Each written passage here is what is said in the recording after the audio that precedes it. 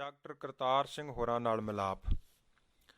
ਕਰੇਰੂਏ ਨਗਰ ਤੋਂ ਥੋੜ੍ਹੀ ਦੂਰ ਬਾੜੀ ਨਾਂ ਦਾ ਸ਼ਹਿਰ ਸੀ। ਇਸ ਸ਼ਹਿਰ ਵਿੱਚੋਂ ਹੀ ਲੀੜਾ ਕੱਪੜਾ ਤੇ ਹੋਰ ਬਾਜ਼ਾਰੀ ਸਮਾਨ ਖਰੀਦ ਕੇ ਲੋਕ ਆਪਣੀਆਂ ਲੋੜਾਂ ਦੀ ਪੂਰਤੀ ਕਰਦੇ ਸਨ। ਬਿਮਾਰੀ ਦੀ ਹਾਲਤ ਵਿੱਚ ਵੀ ਇਸੇ ਸ਼ਹਿਰ ਤੋਂ ਹੀ ਦਵਾ ਦਾਰੂ ਲਿਆਉਣਾ ਪੈਂਦਾ ਸੀ। ਇਸੇ ਹੀ ਸ਼ਹਿਰ ਵਿੱਚ ਪੰਜਾਬੀ ਡਾਕਟਰ, ਜਿਨ੍ਹਾਂ ਦਾ ਨਾਂ ਡਾਕਟਰ ਕਰਤਾਰ ਸਿੰਘ ਸੀ, ਆਪਣੀ ਪ੍ਰੈਕਟਿਸ ਕਰਦੇ ਸਨ। ਆਮ ਪੰਜਾਬੀ ਲੋਕ ਉਹਨਾਂ ਪਾਸੋਂ ਆਪਣਾ ਇਲਾਜ ਕਰਵਾਉਣ ਜਾਂਦੇ। ਡਾਕਟਰ ਕਰਤਾਰ ਸਿੰਘ ਕਮਿਊਨਿਸਟ ਖਿਆਲਾਂ ਦੇ ਧਾਰਨੀ ਸਨ ਅਤੇ ਜਿਸ ਵੇਲੇ ਮਰੀਜ਼ਾਂ ਤੋਂ ਵਿਹਲੇ ਹੋਣਾ, ਆਏ ਗਏ ਪ੍ਰੇਮੀਆਂ ਨੂੰ ਆਪਣੇ ਖਿਆਲਾਂ ਦੇ ਭਾਈਵਾਲ ਬਣਨ ਵਾਸਤੇ ਪ੍ਰੇਰਨਾ ਦਿੰਦੇ ਰਹਿਣਾ। ਇਸ ਪ੍ਰਚਾਰ ਦੇ ਸਿੱਟੇ ਵਜੋਂ ਕਈ ਇੱਕ ਲੋਕ ਨਾਸਤਿਕਤਾ ਵੱਲ ਪ੍ਰੇਰੇ ਗਏ। ਇਸ ਨਾਸਤਿਕਤਾ ਦੇ ਪ੍ਰਚਾਰ ਕੇਂਦਰ ਦਾ ਬਾਬਾ ਜੀ ਨੂੰ ਵੀ ਪਤਾ ਲੱਗਾ। ਬਾਬਾ ਜੀ ਆਪਣੇ ਸਿਮਰਨ ਭਜਨ ਵਿੱਚੋਂ ਵਿਹਲ ਕੱਢ ਕੇ ਡਾਕਟਰ ਕਰਤਾਰ ਸਿੰਘ ਜੀ ਦੀ ਦੁਕਾਨ ਤੇ ਚਲੇ ਗਏ। ਆਮ ਮਰੀਜ਼ਾਂ ਵਾਂਗ ਹੀ ਡਾਕਟਰ ਹੋਰਾਂ ਨੇ ਪੁੱਛਿਆ ਕਿ ਹਾਂਜੀ ਦੱਸੋ ਜੀ, ਕੀ ਤਕਲੀਫ ਹੈ। ਬਾਬਾ ਜੀ ਕਹਿਣ ਲੱਗੇ ਕਿ ਮੈਂ ਤਾਂ ਤੁਹਾਡੇ ਦਰਸ਼ਨ ਕਰਨ ਵਾਸਤੇ ਤੇ ਬਚਨ ਸਰਵਣ ਕਰਨ ਵਾਸਤੇ ਹੀ ਆਇਆ ਹਾਂ, ਹੋਰ ਕਿਸੇ ਕਿਸਮ ਦੀ ਮੈਨੂੰ ਤਕਲੀਫ ਨਹੀਂ। ਡਾਕਟਰ ਸਾਹਿਬ ਮਨ ਵਿੱਚ ਬੜੇ ਪ੍ਰਸੰਨ ਹੋਏ ਤੇ ਵਿਚਾਰਨ ਲੱਗੇ ਕਿ ਅੱਗੇ ਤਾਂ ਲੋਕਾਂ ਨੂੰ ਪ੍ਰੇਰਨਾ ਦੇ ਕੇ ਆਪਣੀ ਗੱਲ ਉਹਨਾਂ ਤੱਕ ਪਹੁੰਚਾਉਣੀ ਪੈਂਦੀ ਸੀ। ਇਹ ਪ੍ਰੇਮੀ ਮੇਰੀ ਵਿਚਾਰਧਾਰਾ ਨੂੰ ਸੁਣਨ ਵਾਸਤੇ ਕਾਫੀ ਦੂਰ ਤੋਂ ਆਪ ਚੱਲ ਕੇ ਆਇਆ ਹੈ। ਵਿਹਲੇ ਹੋ ਕੇ ਜਲ ਪਾਣੀ ਪੁੱਛਣ ਉਪਰੰਤ ਡਾਕਟਰ ਹੋਰਾਂ ਆਪਣਾ ਭਾਸ਼ਣ ਆਰੰਭ ਕੀਤਾ ਕਿ ਦੇਖੋ, ਸਾਡੇ ਮੁਲਕ ਦੇ ਲੋਕ ਕਿੰਨੇ ਭੋਲੇ ਤੇ ਸਿੱਧੇ ਹਨ। ਜਿਸ ਨੂੰ ਕਿਸੇ ਦੇਖਿਆ ਹੀ ਨਹੀਂ, ਜੋ ਨਾ ਅੱਖਾਂ ਨਾਲ ਦੀਦਾ ਹੈ, ਨਾ ਉਸ ਦੀ ਕੋਈ ਹੋਂਦ ਹੈ, ਨਾ ਉਸ ਨੂੰ ਅੱਜ ਤੱਕ ਕੋਈ ਕਿਸੇ ਨੂੰ ਵਿਖਾ ਸਕਿਆ ਹੈ, ਇਹੋ ਜਿਹੀ ਅਣਹੋਂਦ ਨੂੰ ਲੋਕ ਰੱਬ ਕਹਿ ਕੇ ਉਸ ਦੀ ਪੂਜਾ ਵੀ ਕਰਦੇ ਨੇ। ਲੋਕਾਂ ਨੇ ਉਸ ਦੇ ਨਾਂ ਵੀ ਅਨੇਕਾਂ ਹੀ ਰੱਖ ਲਏ ਨੇ। ਉਸ ਅੱਗੇ ਸਵੇਰੇ ਸ਼ਾਮ ਪ੍ਰਾਰਥਨਾਵਾਂ ਵੀ ਕੀਤੀਆਂ ਜਾਂਦੀਆਂ ਹਨ। ਭਲਾ ਦੱਸੋ, ਜਿਹੜੀ ਵਸਤੂ ਦੀ ਹੋਂਦ ਹੀ ਕੋਈ ਨਹੀਂ, ਉਸ ਪਾਸੋਂ ਤੁਸੀਂ ਆਸ ਕੀ ਰੱਖਦੇ ਹੋ? ਉਹ ਅਣਹੋਂਦ ਤੁਹਾਡੀ ਬੇਨਤੀ ਵੀ ਕਿਵੇਂ ਸੁਣੇਗੀ, ਤੁਹਾਡਾ ਕੀ ਸਵਾਰੇਗੀ? ਹਾਂ, ਇੰਨਾ ਜ਼ਰੂਰ ਹੈ ਕਿ ਇਸ ਭਰਮ ਤੇ ਵਹਿਮ ਦੁਆਰਾ ਕਈ ਇੱਕ ਲੋਕਾਂ ਦਾ ਹਲਵਾ ਮੰਡਾ ਖੂਬ ਤੁਰਿਆ ਹੋਇਆ ਹੈ। ਇਸ ਪ੍ਰਕਾਰ ਡਾਕਟਰ ਹੋਰਾਂ ਨੇ ਆਪਣਾ ਭਾਸ਼ਣ ਜਾਰੀ ਰੱਖਿਆ। ਬਾਬਾ ਜੀ ਚੁੱਪ ਕਰਕੇ ਸੁਣੀ ਗਏ ਤੇ ਡਾਕਟਰ ਹੋਰਾਂ ਨੇ ਬੇਅੰਤ ਪ੍ਰਕਾਰ ਦੀਆਂ ਦਲੀਲਾਂ ਦੇ ਕੇ ਪਰਮਾਤਮਾ ਦੀ ਅਣਹੋਂਦ ਪ੍ਰਗਟ ਕਰਨ ਲਈ ਆਪਣਾ ਵਲਵਲਾ ਕੱਢ ਲਿਆ। ਬਾਬਾ ਜੀ ਬੜੀ ਨਿਮਰਤਾ ਨਾਲ ਡਾਕਟਰ ਹੋਰਾਂ ਨੂੰ ਪੁੱਛਣ ਲੱਗੇ ਕਿ ਡਾਕਟਰ ਸਾਹਿਬ, ਤੁਹਾਡੇ ਕਹਿਣ ਅਨੁਸਾਰ ਤੁਸੀਂ ਉਸ ਵਸਤੂ ਦੀ ਹੋਂਦ ਨੂੰ ਹੀ ਮੰਨਦੇ ਹੋ ਜੋ ਅੱਖਾਂ ਨਾਲ ਦਿਸ ਸਕਦੀ ਹੋਵੇ, ਜਾਂ ਜੋ ਚੀਜ਼ ਤੁਸੀਂ ਆਪਣੀਆਂ ਅੱਖਾਂ ਨਾਲ ਨਹੀਂ ਵੇਖ ਸਕਦੇ ਉਸ ਦੀ ਹੋਂਦ ਤੋਂ ਤੁਸੀਂ ਮੁਨਕਰ ਹੋ? ਇਸ ਦਾ ਦੂਸਰਾ ਭਾਵ ਇਹ ਹੈ। ਪਰ ਡਾਕਟਰ ਸਾਹਿਬ ਵੇਖੋ, ਪਰਮੇਸ਼ਰ ਨੂੰ ਦੇਖਣਾ ਤਾਂ ਬਹੁਤ ਦੂਰ ਦੀ ਗੱਲ ਹੈ। ਉਸ ਦੀ ਬਹੁਤ ਸਾਰੀ ਕਿਰਤ ਹੀ ਐਸੀ ਹੈ ਜਿਸ ਨੂੰ ਤੁਸੀਂ ਅੱਖਾਂ ਨਾਲ ਨਹੀਂ ਵੇਖ ਸਕਦੇ। ਮਿਸਾਲ ਦੇ ਤੌਰ ਤੇ ਮਿਰਚ ਤੁਹਾਡੇ ਸਾਹਮਣੇ ਹੈ, ਪਰ ਉਸ ਵਿੱਚ ਜੋ ਕੌੜਾਪਨ ਹੈ ਤੁਸੀਂ ਉਸ ਨੂੰ ਵੇਖ ਨਹੀਂ ਸਕਦੇ। ਸ਼ੱਕਰ ਜਾਂ ਖੰਡ ਤੁਹਾਡੇ ਪਾਸ ਪਈ ਹੈ, ਉਸ ਵਿੱਚ ਜੋ ਮਿਠਾਸ ਹੈ ਉਹ ਵੀ ਤੁਸੀਂ ਆਪਣੀਆਂ ਅੱਖਾਂ ਨਾਲ ਨਹੀਂ ਵੇਖ ਸਕਦੇ। ਇਸੇ ਪ੍ਰਕਾਰ ਕੁਨੈਣ ਦੀ ਗੋਲੀ ਤੁਸੀਂ ਹਰ ਰੋਜ਼ ਮਰੀਜ਼ਾਂ ਨੂੰ ਦਿੰਦੇ ਹੋ, ਪਰ ਉਸ ਦੇ ਕੌੜੇਪਨ ਨੂੰ ਅੱਖਾਂ ਨਾਲ ਕਦੇ ਕਿਸੇ ਨਹੀਂ ਵੇਖਿਆ। ਇਸੇ ਪ੍ਰਕਾਰ ਹੋਰ ਬੇਅੰਤ ਚੀਜ਼ਾਂ ਹਨ ਜਿਨ੍ਹਾਂ ਦੀ ਹੋਂਦ ਬਾਹਰੋਂ ਹੋਰ ਦਿਸਦੀ ਹੈ, ਪਰ ਉਹਨਾਂ ਵਿੱਚ ਜੋ ਤਸੀਰ ਜਾਂ ਗੁਣ ਹਨ ਉਹ ਨਹੀਂ ਦੀਦੇ।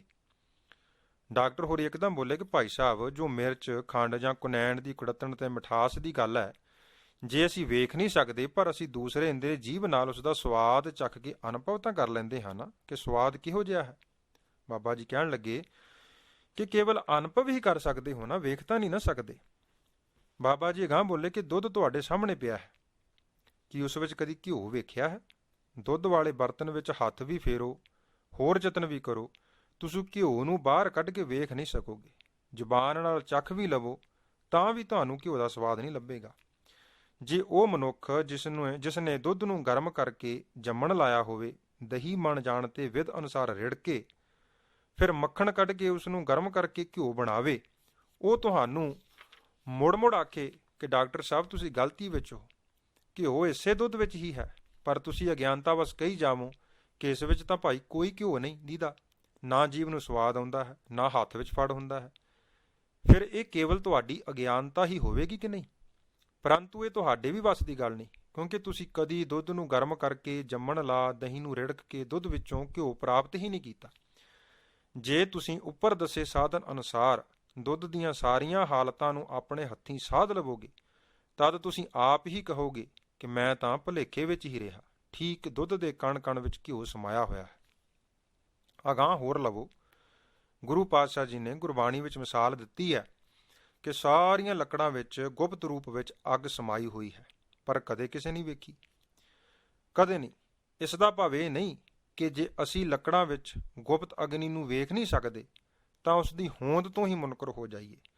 ਜੇ ਮਨ ਵਿੱਚ ਚਾਹਣਾ ਹੋਵੇ ਕਿ ਅਸੀਂ ਇਸ ਅਗਨੀ ਨੂੰ ਪ੍ਰਗਟ ਰੂਪ ਵਿੱਚ ਵੇਖਣਾ ਹੈ ਤਾਂ 2 ਸੁੱਕੇ ਬਾਂਸ ਦੇ ਟੁਕੜੇ ਲੈ ਕੇ ਆਪਸ ਵਿੱਚ ਰਗੜਨੇ ਸ਼ੁਰੂ ਕਰ ਦੇਵੋ, ਬਸ ਥੋੜੇ ਸਮੇਂ ਵਿੱਚ ਹੀ ਅੱਗ ਪ੍ਰਗਟ ਹੋ ਜਾਵੇਗੀ। ਸਤਿਗੁਰੂ ਪੰਜਵੇਂ ਗੁਰਦੇਵ ਗੁਰੂ ਅਰਜਨ ਦੇਵ ਸਾਹਿਬ ਜੀ ਨੇ ਉੱਪਰਲੀਆਂ ਦੋਨੇ ਮਿਸਾਲਾਂ ਨੂੰ ਗੁਰਬਾਣੀ ਵਿੱਚ ਹੇਠ ਲਿਖੇ ਅਨੁਸਾਰ ਅੰਕਿਤ ਕੀਤਾ ਹੈ ਕਿ ਜਿਵੇਂ ਲੱਕੜਾਂ ਵਿੱਚ ਅੱਗ ਹੈ ਪਰ ਦਿਸਦੀ ਨਹੀਂ, ਦੁੱਧ ਵਿੱਚ ਘਿਓ ਤਾਂ ਹੈ ਪਰ ਨਜ਼ਰ ਹੀ ਨਹੀਂ ਆਉਂਦਾ, ਇਸੇ ਪ੍ਰਕਾਰ ਨੀਵੇਂ ਉੱਚੇ ਅਮੀਰ ਗਰੀਬ ਸਾਰਿਆਂ ਵਿੱਚ ਹੀ ਸਾਰੇ ਪਰਿਪੂਰਨ ਹੋ ਕੇ ਪਰਮੇਸ਼ਰ ਰਮਿਆ ਹੋਇਆ ਹੈ, ਪਰ ਸਾਨੂੰ ਦੀਦਾ ਨਹੀਂ। ਕਾਰਨ ਕੀ? ਜਿਵੇਂ ਲੱਕੜਾਂ ਵਿੱਚੋਂ ਅੱਗ ਤੇ ਦੁੱਧ ਵਿੱਚੋਂ ਘਿਓ ਨੂੰ ਵੇਖਣ ਲਈ ਸਾਡੀਆਂ ਅੱਖਾਂ ਅਸਮਰੱਥ ਹਨ, ਸੋ ਸਗਲ ਬਨਸਪਤ ਮਹਿ ਬਹਿ ਸੰਤਰ, ਸਗਲ ਦੂਧ ਮੈਂ ਕੀਆ, ਊਚ ਨੀਚ ਮਹਿ ਜੋਤ ਸਮਾਣੀ, ਘਾਟ ਘਟ ਮਾਧੋ ਜੀਆ, ਸੰਤੋ ਘਟ ਘਟ ਰਹਾ ਸਮਾਹਿਓ, ਪੂਰਨ ਪੂਰ ਰਹਿਓ ਸਰਬ ਮਹਿ, ਜਲ ਥਲ ਰਮਈਆ ਆਹਿਓ, ਗੁਣ ਨਿਧਾਨ ਨਾਨਕ ਜਸ ਗਾਵੈ, ਸਤਿਗੁਰ ਭਰਮ ਚੁਕਾਇਓ, ਸਰਬ ਨਿਵਾਸੀ ਸਦਾ ਅਲੇਪਾ, ਸਭ ਮੈਂ ਰਿਹਾ ਸਮਾਇਓ। ਜੇ ਸਰਬ ਨਿਵਾਸੀ ਤੇ ਸਭ ਵਿੱਚ ਰਮੇ ਹੋਏ ਨੂੰ ਵੇਖਣ ਦੀ ਚਾਹਨਾ ਹੈ, ਉਸ ਨੂੰ ਪ੍ਰਗਟ ਰੂਪ ਵਿੱਚ ਵੇਖਣਾ ਚਾਹੁੰਦੇ ਹੋ ਤਾਂ ਉੱਪਰ ਦਰਸਾਏ ਗੁਰੂ ਹੁਕਮ ਅਨੁਸਾਰ ਯਤਨ ਕਰਨਾ ਪਵੇਗਾ। ਕੀ ਯਤਨ ਹੈ? ਗੁਣ ਨਿਧਾਨ ਨਾਨਕ ਜਸ ਗਾਵੈ, ਜਸ ਗਾਉਣ ਰੂਪੀ ਸਾਧਨ ਅਪਣਾਉਣਾ ਪਵੇਗਾ। ਡਾਕਟਰ ਸਾਹਿਬ, ਰੱਬ ਨੂੰ ਵੇਖਣ ਵਾਸਤੇ ਭਗਤੀ ਕਰਨ ਰੂਪੀ ਚਸ਼ਮੇ ਲਾਉਣੇ ਪੈਣਗੇ। ਕਰ ਫਕਰ ਦਾਇਮ ਲਾਏ ਚਸ਼ਮੇ, ਜਹ ਤਹਾਂ ਮੌਜੂਦ, ਕਬੀਰ ਜੀ ਦਾ ਇਹ ਫਰਮਾਨ ਹੈ। ਥੋੜਾ ਸਮਾਂ ਵੀ ਜੇ ਮਨ ਨੂੰ ਟਿਕਾਓ ਵਿੱਚ ਲੈ ਆਈਏ ਤਾਂ ਉਹ ਹਾਜ਼ਰ ਨਾਜ਼ਰ ਪ੍ਰਮਾਤਮਾ ਪ੍ਰਤੱਖ ਦਿਸ ਪਵੇਗਾ। ਟੁੱਕ ਦਮ ਕਰਾਰੀ ਜਾਓ ਕਰੋ, ਹਾਜ਼ਰ ਹਜੂਰ ਖੁਦਾਏ। ਡਾਕਟਰ ਸਾਹਿਬ, ਜਿਨ੍ਹਾਂ ਨੇ ਰੱਬ ਨੂੰ ਪ੍ਰਤੱਖ ਵੇਖਿਆ ਹੈ ਉਹ ਸਾਨੂੰ ਇਸ ਨਾਲੋਂ ਵੀ ਵੱਧ ਗਰੰਟੀ ਦੇ ਸਕਦੇ ਨੇ। ਇਸ ਨਾਲੋਂ ਵੱਧ ਕੀ ਗਰੰਟੀ ਦੇ ਸਕਦੇ ਨੇ? ਉਹਨਾਂ ਦਾ ਫਰਮਾਨ ਹੈ ਕਿ ਆਜ ਮਿਲਾਵਾ ਸੇਖ ਫਰੀਦ, ਉਸ ਦਾ ਮਿਲਾਪ ਅੱਜ ਹੀ ਹੋ ਸਕਦਾ ਹੈ। ਟਾਕਮ ਕੁੰਜੜੀਆਂ ਮਨੋ ਮਚੰਦੜੀਆਂ, ਤਥਾ ਦੁੰਦਰ ਬਾਂਧੋ ਸੁੰਦਰ ਪਾਵੋ। ਡਾਕਟਰ ਸਾਹਿਬ, ਲੋੜ ਹੈ ਉਸ ਦੱਸੇ ਮਾਰਗ ਤੇ ਚੱਲਣ ਦੀ, ਜਿਸ ਮਾਰਗ ਤੇ ਚੱਲਣ ਨਾਲ ਪਰਮੇਸ਼ਰ ਨੂੰ ਵੇਖਿਆ ਜਾ ਸਕਦਾ ਹੈ। ਸੂਹੀ ਰਾਗ ਵਿੱਚ ਸ੍ਰੀ ਗੁਰੂ ਨਾਨਕ ਦੇਵ ਸਾਹਿਬ ਜੀ ਨੇ ਪ੍ਰਭੂ ਮਿਲਾਪ ਦਾ ਸਾਧਨ ਦੱਸਿਆ ਹੈ। ਕੀ ਹੈ? ਭਾਂਡਾ ਧੋਏ ਬੈਸ ਧੂਪ ਦੇਵੋ, ਤਉ ਦੂਧੇ ਕਉ ਜਾਵੋ, ਦੂਧ ਕਰਮ ਫੁਨ ਸੁਰਤ ਸਮਾਇਣ, ਹੋਏ ਨਿਰਾਸ ਜਮਾਵਹੁ, ਜਪਹੁ ਤਾਂ ਏਕੋ ਨਾਮਾ, ਅਵਰ ਨਿਰਾਫਲ ਕਾਮਾ ਰਹਾਓ। ਇਹ ਮਨ ਈਟੀ ਹਾਥ ਕਰੋ, ਫੁਨ ਨੇਤਰੋਂ ਨੀਂਦ ਨਾ ਆਵੈ, ਰਸਨਾ ਨਾਮ ਜਪੋ ਤਬ ਮਥੀਐ, ਇਨ ਬਿਦ ਅੰਮ੍ਰਿਤ ਪਾਵੋ। ਮਨ ਸੰਪਟ ਜਿਤ ਸਤਸਰ ਨਾਵਣ, ਭਾਵਨ ਪਾਤੀ ਤ੍ਰਿਪਤ ਕਰੇ, ਪੂਜਾ ਪ੍ਰਾਣ ਸੇਵਕ ਜੇ ਸੇਵੇ, ਇਨ ਬਿਦ ਸਾਹਿਬ ਰਵਤ ਰਹੇ। ਕਹਿੰਦੇ ਕਹਿ ਕਹੇ ਕਹਿ ਜਾਵਹਿ, ਤੁਮ ਸਰ ਅਵਰ ਨ ਕੋਈ, ਭਗਤਹੀਣ ਨਾਨਕ ਜਨ ਜੰਪੈ, ਹਉ ਸਾਲਾਹੀ ਸੱਚਾ ਸੋਈ। ਸੂਹੀ ਰਾਗ ਵਿੱਚ ਗੁਰੂ ਨਾਨਕ ਦੇਵ ਸਾਹਿਬ ਜੀ ਦਾ ਇਹ ਫਰਮਾਨ ਪੰਨਾ 728 ਤੇ ਅੰਕਿਤ ਹੈ। ਡਾਕਟਰ ਸਾਹਿਬ, ਹੋਰ ਸੁਣੋ, ਜੇਕਰ ਦੇਖਣ ਦੀ ਹੀ ਗੱਲ ਹੈ ਤਾਂ ਸਾਰੀ ਦੁਨੀਆ ਨੂੰ ਨੀਂਦ ਵੀ ਆਉਂਦੀ ਹੈ, ਭੁੱਖ ਵੀ ਲੱਗਦੀ ਹੈ, ਖੁਸ਼ੀ ਗਮੀ ਵੀ ਵਿਆਪਦੀ ਹੈ। ਕਾਮ ਕ੍ਰੋਧ ਲੋਭ ਮੋਹ ਹੰਕਾਰ ਇਹ ਆਦਿਕ ਵੀ ਹਰ ਮਨੁੱਖ ਨੂੰ ਵਿਆਪਦੇ ਹਨ। ਪਰ ਜੇਕਰ ਆਪਾਂ ਉਸ ਮਨੁੱਖ ਨੂੰ ਜਿਸ ਨੂੰ ਨੀਂਦ ਆਈ ਹੋਵੇ ਪੁੱਛੀਏ ਕਿ ਭਾਈ ਵਿਖਾ ਤੈਨੂੰ ਨੀਂਦ ਕਿੰਨੀ ਕੁ ਆਈ ਹੈ, ਜਾਂ ਭੁੱਖੇ ਨੂੰ ਪੁੱਛੀਏ ਕਿ ਦਿਖਾ ਤੇਰੀ ਭੁੱਖ ਕਿੱਥੇ ਹੈ, ਉਹ ਸਾਡੇ ਪ੍ਰਥਾ ਕੀ ਅੰਦਾਜ਼ਾ ਲਗਾਏਗਾ ਕਿ ਪੁੱਛਣ ਵਾਲਾ ਵਿਅਕਤੀ ਕਿੰਨੀ ਕੁ ਅਕਲ ਦਾ ਮਾਲਕ ਹੈ। ਹਰ ਮਨੁੱਖ ਸੌਂਦਾ ਵੀ ਹੈ ਅਤੇ ਭੁੱਖ ਦੇ ਦੁੱਖ ਨੂੰ ਵੀ ਮਹਿਸੂਸ ਕਰਦਾ ਹੈ, ਖੁਸ਼ੀ ਗਮੀ ਵਿੱਚ ਵੀ ਵਿਚਰਦਾ ਹੈ। ਪਰ ਸੰਸਾਰ ਦਾ ਕੋਈ ਵੀ ਸਿਆਣੇ ਤੋਂ ਸਿਆਣਾ ਖੋਜੀ ਮਨੁੱਖ ਇਹ ਨਹੀਂ ਦੱਸ ਸਕਿਆ ਕਿ ਨੀਂਦ ਦਾ ਸਰੂਪ ਕੀ ਹੈ, ਉਸ ਦਾ ਕੱਦ ਕਾਠ ਰੂਪ ਰੰਗ ਕਿਹੋ ਜਿਹਾ ਹੈ। ਇਸੇ ਪ੍ਰਕਾਰ ਖੁਸ਼ੀ ਗਮੀ ਅਤੇ ਭੁੱਖ ਇਹ ਆਦਿਕ ਵੀ ਕੇਵਲ ਅਨੁਭਵ ਹੀ ਕੀਤੇ ਜਾ ਸਕਦੇ ਨੇ, ਜਾਂ ਉਸ ਅਨੁਭਵ ਦਾ ਥੋੜ੍ਹਾ ਬਹੁਤਾ ਪ੍ਰਗਟਾਵਾ ਕੀਤਾ ਜਾ ਸਕਦਾ ਹੈ। ਇਸ ਅਨੁਭਵ ਦਾ ਪ੍ਰਗਟਾਵਾ ਵੀ ਉਹ ਹੀ ਕਰ ਸਕਦਾ ਹੈ ਜਿਹੜਾ ਇਹਨਾਂ ਹਾਲਾਤਾਂ ਵਿੱਚੋਂ ਵਿਚਰ ਰਿਹਾ ਹੋਵੇ। ਬਾਬਾ ਜੀ ਨੇ ਅਗਾਂਹ ਆਖਿਆ ਕਿ ਡਾਕਟਰ ਸਾਹਿਬ ਵੇਖੋ, ਸਾਇੰਸ ਕਿੰਨੀ ਤਰੱਕੀ ਕਰ ਗਈ ਹੈ। ਸਾਇੰਸਦਾਨਾਂ ਨੇ ਖੂਨ ਦੇ ਦੌਰੇ ਨੂੰ ਮਾਪਣ ਦੇ, ਗਰਮੀ ਸਰਦੀ ਨੂੰ ਨਾਪਣ ਦੇ ਯੰਤਰ ਬਣਾ ਲਏ ਨੇ, ਪਰ ਅੱਜ ਤੱਕ ਕੋਈ ਵੀ ਸਾਇੰਸਦਾਨ ਪਰਮੇਸ਼ਰ ਦੀਆਂ ਸੂਖਸ਼ਮ ਹੋਂਦਾਂ ਨੂੰ ਨਾਪਣ ਦਾ ਕੋਈ ਵੀ ਯੰਤਰ ਨਹੀਂ ਬਣਾ ਸਕਿਆ। ਨਾ ਤਾਂ ਭੁੱਖ ਨੂੰ ਨਾਪਿਆ ਜਾ ਸਕਦਾ ਹੈ, ਨਾ ਨੀਂਦ ਨੂੰ, ਨਾ ਹੀ ਕਾਮ, ਕ੍ਰੋਧ, ਲੋਭ, ਮੋਹ, ਹੰਕਾਰ ਇਤ ਆਦਿਕ ਨੂੰ। ਕਦੇ ਕਿਸੇ ਨੇ ਇਹਨਾਂ ਦਾ ਸਰੂਪ ਨਹੀਂ ਵੇਖਿਆ ਅਤੇ ਨਾ ਹੀ ਇਹਨਾਂ ਦੀ ਕਿਸੇ ਜੀਵ ਵਿੱਚ ਕਿੰਨੀ ਕੁ ਹੋਂਦ ਹੈ ਇਸ ਨੂੰ ਮਾਪਿਆ ਜਾ ਸਕਦਾ ਹੈ। ਭਾਵੇਂ ਇਹ ਸਾਰੀਆਂ ਹੀ ਜੂਨਾਂ ਨੂੰ ਵਿਆਪਦੇ ਨੇ, ਕੇਵਲ ਤੇ ਕੇਵਲ ਉਹ ਮਨੁੱਖ ਜਾਂ ਜੀਵ ਜਿਸ ਨੂੰ ਇਹ ਵਿਆਪਦੇ ਹਨ ਅਨੁਭਵ ਹੀ ਕਰ ਸਕਦਾ ਹੈ। ਇਸ ਵੇਲੇ ਤੱਕ ਡਾਕਟਰ ਸਾਹਿਬ ਬਾਬਾ ਜੀ ਦੇ ਵਿਚਾਰਾਂ ਨੂੰ ਬੜੇ ਧਿਆਨ ਨਾਲ ਸੁਣ ਰਹੇ ਸਨ।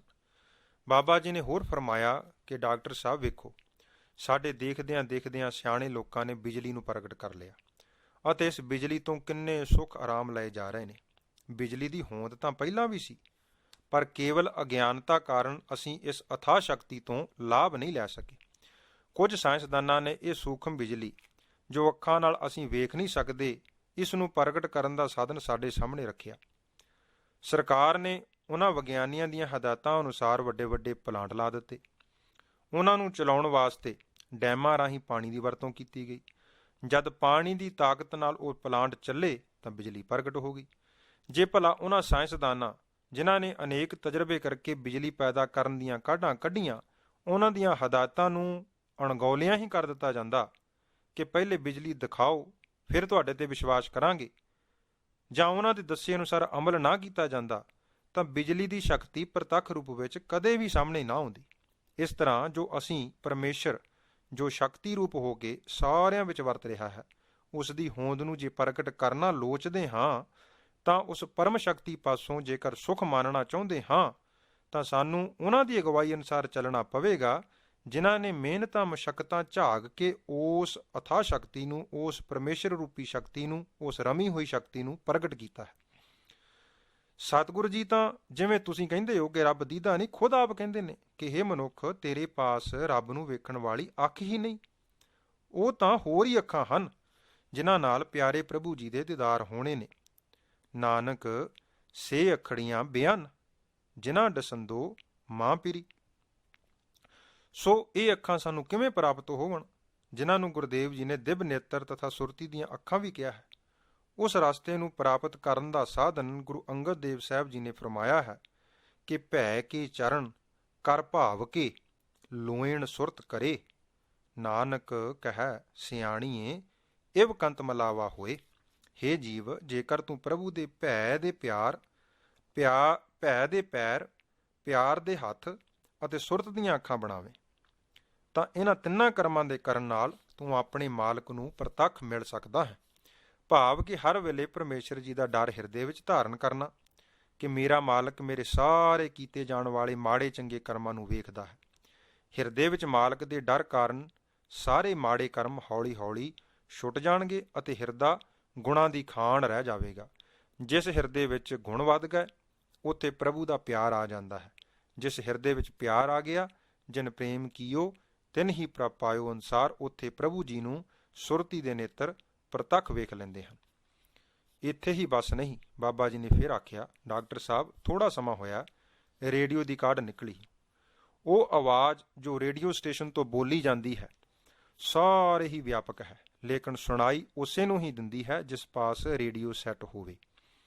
ਜੇਕਰ ਪਾਸ ਰੇਡੀਓ ਵੀ ਹੋਵੇ ਪਰ ਹੋਵੇ ਖਰਾਬ, ਜਾਂ ਅਸੀਂ ਚਾਲੂ ਹੀ ਨਾ ਕਰੀਏ, ਜਾਂ ਸਟੇਸ਼ਨ ਹੀ ਟਿਊਨ ਨਾ ਹੋਵੇ, ਤਾਂ ਉਸ ਟਰਾਂਸਮੀਟਰ ਦੀ ਜਾਂ ਰਮੀ ਹੋਈ ਆਵਾਜ਼ ਦਾ ਤਾਂ ਕੋਈ ਕਸੂਰ ਨਹੀਂ, ਦੋਸ਼ ਤਾਂ ਸਾਡੇ ਵਿੱਚ ਹੀ ਹੈ ਨਾ।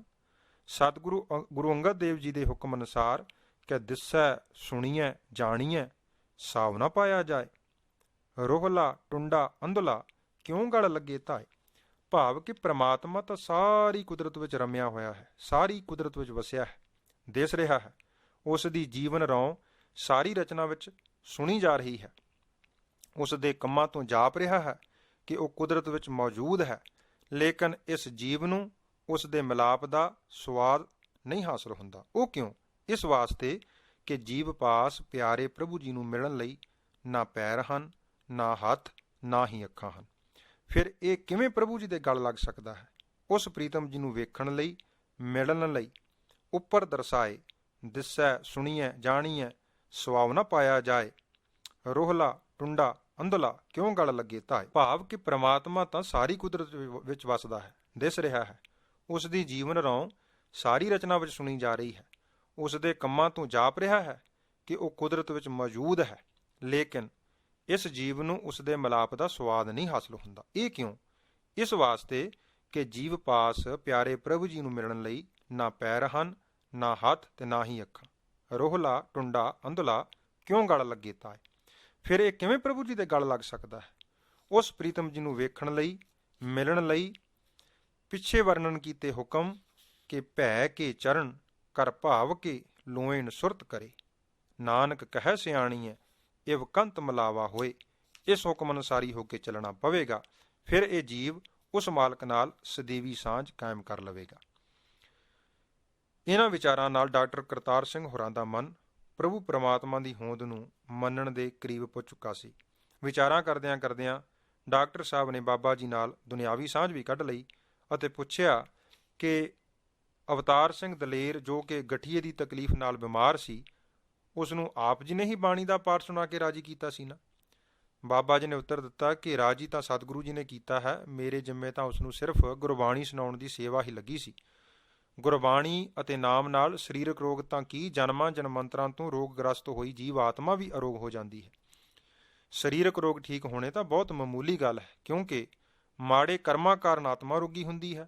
ਆਤਮਾ ਦੇ ਰੋਗੀ ਹੋਣ ਨਾਲ ਸਰੀਰ ਰੋਗਗ੍ਰਸਤ ਹੋ ਜਾਂਦਾ ਹੈ। ਜਦੋਂ ਡਾਕਟਰ ਸਾਹਿਬ ਨੂੰ ਪਤਾ ਲੱਗਾ ਕਿ ਆਪ ਜੀ ਭਾਵ ਬਾਬਾ ਜੀ ਉਹ ਹੀ ਕਮਾਈ ਵਾਲੀ ਆਤਮਾ ਹੈ, ਉਹ ਹੀ ਕਮਾਈ ਵਾਲੇ ਮਹਾਂਪੁਰਸ਼ ਹਨ, ਜਿਨ੍ਹਾਂ ਪ੍ਰਥਾਏ ਉਹ ਕਈ ਵਾਰ ਅਵਤਾਰ ਸਿੰਘ ਹੋਰਾਂ ਪਾਸੋਂ ਸੁਣ ਚੁੱਕੇ ਹਨ, ਕਿਉਂਕਿ ਅਵਤਾਰ ਸਿੰਘ ਦਲੇਰ ਡਾਕਟਰ ਕਰਤਾਰ ਸਿੰਘ ਹੋਰਾਂ ਦੇ ਬਹਿਨੋਈ ਸਨ। ਸੋ ਉਹਨਾਂ ਦੀ ਭਾਵਨੀ ਤੇ ਸ਼ਰਧਾ ਵਿੱਚ ਹੋਰ ਵੀ ਵਾਧਾ ਹੋ ਗਿਆ। ਡਾਕਟਰ ਹੋਰਾਂ ਨੇ ਬਾਬਾ ਜੀ ਨੂੰ ਕਾਫੀ ਮਜਬੂਰ ਕਰਕੇ ਆਪਣੇ ਪਾਸ ਹੀ ਅਟਕਾ ਲਿਆ ਅਤੇ ਰਹਿਰਾ ਸਾਹਿਬ ਜੀ ਦੇ ਪਾਠ ਉਪਰੰਤ ਮਨ ਵਿੱਚ ਜੋ ਹੋਰ ਸ਼ੰਕੇ ਰਹਿੰਦੇ ਸਨ ਉਹ ਵੀ ਸਾਂਝੇ ਕੀਤੇ। ਬਾਬਾ ਜੀ ਨੇ ਗੁਰਬਾਣੀ ਦੇ ਆਧਾਰ ਅਤੇ ਆਪਣੀ ਨਿੱਜੀ ਕਮਾਈ ਰਾਹੀਂ ਉਹਨਾਂ ਸ਼ੰਕਿਆਂ ਦਾ ਉੱਤਰ ਦਿੱਤਾ। ਅਖੀਰ ਬਾਬਾ ਜੀ ਨੇ ਡਾਕਟਰ ਹੋਰਾਂ ਨੂੰ ਕਿਹਾ ਕਿ ਜੇ ਤੁਸੀਂ ਸਦੀਵੀ ਸੁੱਖ ਮਾਣਨਾ ਚਾਹੁੰਦੇ ਹੋ ਤਾਂ ਗੁਰਬਾਣੀ ਦੀ ਖੋਜ ਕਰੋ। ਜਿਉਂ-ਜਿਉਂ ਤੁਸੀਂ ਗੁਰਬਾਣੀ ਨੂੰ ਖੋਜ ਕੇ ਪੜ੍ਹੋਗੇ ਤੁਹਾਡੇ ਸਾਰੇ ਸ਼ੰਕੇ ਜਿਵੇਂ ਹੜ੍ਹ ਦੇ ਪਾਣੀ ਅੱਗੇ ਘਾਹ ਦੇ ਤੀਲੇ ਰੁੜ ਜਾਂਦੇ ਨੇ, ਇਸ ਪ੍ਰਕਾਰ ਦੂਰ ਹੋ ਜਾਣਗੇ। ਦੂਸਰੀ ਜ਼ਰੂਰੀ ਗੱਲ ਇਹ ਕਿ ਜੋ ਪੜ੍ਹੋ ਉਸ ਅਨੁਸਾਰ ਕਮਾਈ ਕਰਨੀ ਆਰੰਭ ਕਰ ਦਿਓ, ਫਿਰ ਤੁਸੀਂ ਆਪੇ ਹੀ ਦੇਖ ਲੈਣਾ ਕਿ ਅਸਲੀਅਤ ਕੀ ਹੈ। ਤੁਸੀਂ ਮਹਿਸੂਸ ਕਰੋਗੇ ਕਿ ਪਿਛਲਾ ਸਮਾਂ ਐਵੇਂ ਅਵਿਦਿਆ ਦੀ ਨੀਂਦ ਵਿੱਚ ਵਿਅਰਥ ਹੀ ਚਲਾ ਗਿਆ। ਡਾਕਟਰ ਸਾਹਿਬ, ਇਸ ਦਰੋਂ ਤਾਂ ਕਮਾਈ ਕਰਨ ਵਾਲਾ ਸਭ ਕੁਝ ਲੈ ਜਾਂਦਾ ਹੈ ਅਤੇ ਫੋਕੀ ਦਲੀਲਬਾਜ਼ੀ ਵਾਲੇ ਖਾਲੀ ਰਹਿ ਜਾਂਦੇ ਨੇ। ਸੋ ਬਿਨਾਂ ਦੇਰ ਕੀਤਿਆਂ ਲੱਗ ਪਾਓ। ਜਦੋਂ ਤੁਸੀਂ ਲੱਗ ਪਏ, ਹੋ ਸਕਦਾ ਹੈ ਤੁਹਾਡੀ ਸੰਗਤ ਨਾਲ ਹੋਰ ਅਨੇਕਾਂ ਨੂੰ ਜੀਵਨ ਸੇਧ ਮਿਲੇ। ਬਾਬਾ ਜੀ ਦੇ ਅਮਲੀ ਜੀਵਨ ਵਾਲੀ ਸੰਗਤ ਨੇ ਥੋੜ੍ਹੇ ਸਮੇਂ ਵਿੱਚ ਹੀ ਡਾਕਟਰ ਹੋਰਾਂ ਦੀ ਆਤਮਾ ਤੇ ਐਸਾ ਅਸਰ ਪਾਇਆ ਕਿ ਅਗਲੇ ਦਿਨ ਹੀ ਗੁਰੂ ਮਹਾਰਾਜ ਜੀ ਦਾ ਸਰੂਪ ਘਰ ਲਿਆ ਕੇ ਸਹਿਜ ਪਾਠ ਆਰੰਭ ਕਰ ਦਿੱਤਾ। ਬਾਬਾ ਜੀ ਦਾ ਪਾਠ ਆਰੰਭ ਕਰਵਾ ਕੇ ਵਾਪਸ ਆ ਗਏ ਤੇ ਬਾਅਦ ਵਿੱਚ ਕਦੇ ਬਾਬਾ ਜੀ ਡਾਕਟਰ ਹੋਰਾਂ ਪਾਸ ਚਲੇ ਜਾਂਦੇ, ਕਦੇ ਡਾਕਟਰ ਹੋਈ